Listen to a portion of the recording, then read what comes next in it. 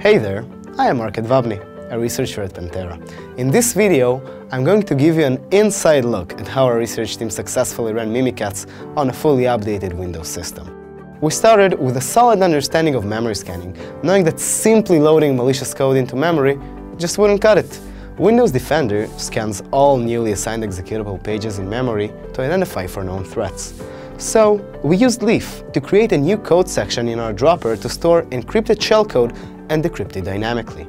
This way, we were able to avoid detection by Windows Defender's memory scanning capabilities. Next, we had to address the challenge of hooks installed by Windows Defender on root system functions, which are used to monitor for malicious activity.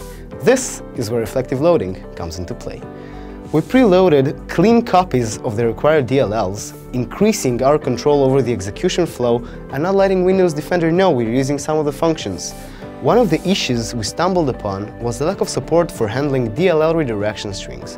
What are they, you might ask yourselves? Instead of pointing directly to the code of a function, these exports point to a string representing the function's location in a different place. These strings can interfere with the process of resolving function addresses.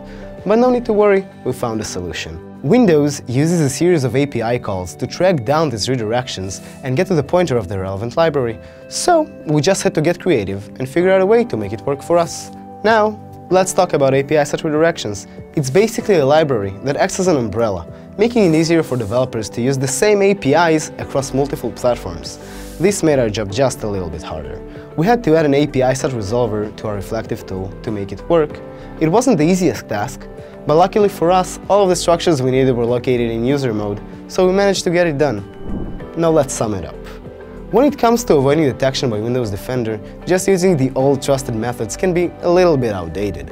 We found that there are a few nuances we needed to tweak in order to give us more control over the execution once it was loaded into memory. Long story short, our findings show that executing malicious code on a fully updated Windows system requires a solid understanding of the antivirus software detection methods, as well as dealing with newly developed features. So, if you want to learn more about Pentera Lab's research, visit our website.